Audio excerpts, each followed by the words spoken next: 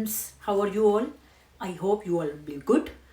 तो फ्रेंड्स, आज मैं जिस टॉपिक पर आपसे बात करने जा रही हूँ वो है रिलेशनशिप से जुड़े हुए कुछ 5 टिप्स मैं आपके साथ डिस्कस करूँगी जो आपके रिलेशनशिप को स्ट्रॉन्ग करने में आपकी काफ़ी हेल्प करेंगे।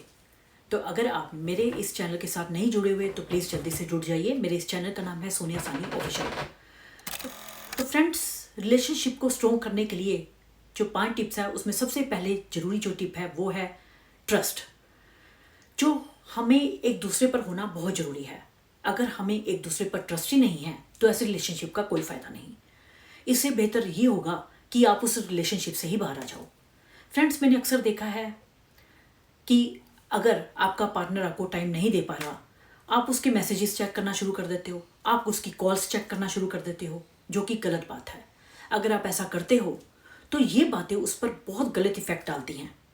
उसको ये लगने लग जाता है कि आपको उस पर ट्रस्ट ही नहीं है, और जहाँ पर विश्वास ही नहीं है ऐसे रिश्ते का भी कोई फ़ायदा नहीं, क्योंकि हर रिश्ता एक विश्वास की नींव पर होता है। तो इससे बेहतर ये होगा कि आप उस रिश्ते को ही तोड़ दो।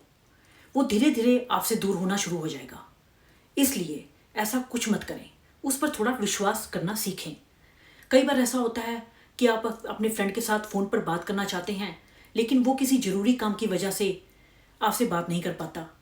या कई बार आप अपने फ्रेंड के साथ टाइम बिताना चाहते हैं, वो किसी ज़रूरी काम की वजह से आपको टाइम नहीं दे पाता। तो आपको ऐसा लगने लग जाता है कि शायद इसका इंटरेस्ट मेरे से दिन पर दिन ख़त्म होता जा रहा है, शायद ये किसी और की तरफ अट्रैक्ट हो रहा है, इसको शायद कोई और मिल गया है।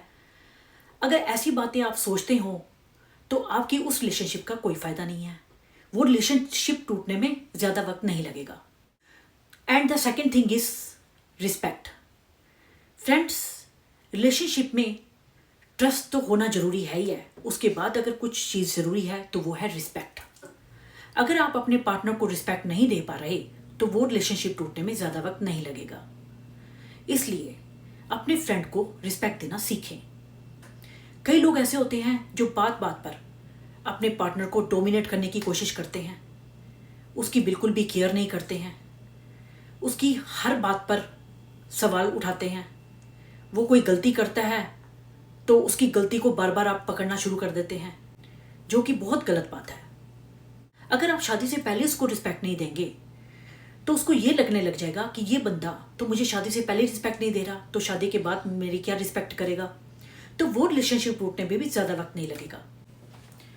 तो फ्रेंड्स, अगर आप अपने पार्टनर को रिस्पेक्ट देना चाहते हैं, उसकी फीलिंग्स की रिस्पेक्ट करना सीखें। अगर आप उसकी फीलिंग्स की रिस्पेक्ट करेंगे तो उसके दिल में आपके लिए इज्जत और बढ़ जाएगी, आपका रिश्ता भी और मजबूती से जुड़ जाएगा। And the third thing is communication. Friends, एक अच्छी रिलेशनशिप के लिए अच्छी कम्युनिकेशन का होना भी बहुत ज़रूरी है। कई बार ऐसा होता है कि हम अपने पार्टनर को लेकर कुछ गलत धारणा बना लेते हैं, हमारे दिल में कुछ मिसअंडरस्टैंडिंग्स क्रिएट हो जाती हैं उसको लेकर। तो हमें ऐसा बिल्कुल नहीं करना चाहिए।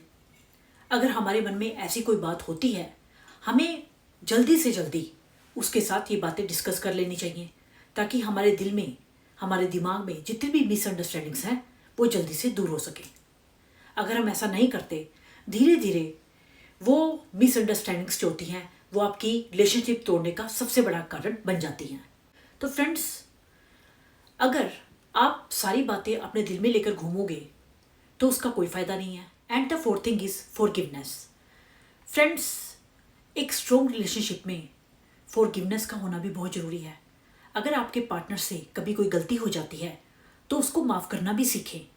कई बार ऐसा होता है कि आपके पार्टनर से कोई गलती होती है तो आप उसकी गलती को बहुत बढ़ा चढ़ाकर उसके सामने पेश करते हो, जो कि बड़ी गलत बात है। आप उसकी गलतियों को बहुत हाईलाइट करते हो। ऐसा करके आप उसको डिस्करेज करना शुरू कर देते हो, और ये बातें उस पर बहुत बैड प्रेशर डालती हैं। वो आपसे धीरे धीरे दूर होना शुरू हो जाता है। इसलिए अगर आप रिलेशनशिप में हो तो माफ़ करना भी सीखें। And the fifth thing is spend quality time with each other. तो फ्रेंड्स, रिलेशनशिप में एक दूसरे के साथ क्वालिटी टाइम स्पेंड करना भी बहुत ज़रूरी है।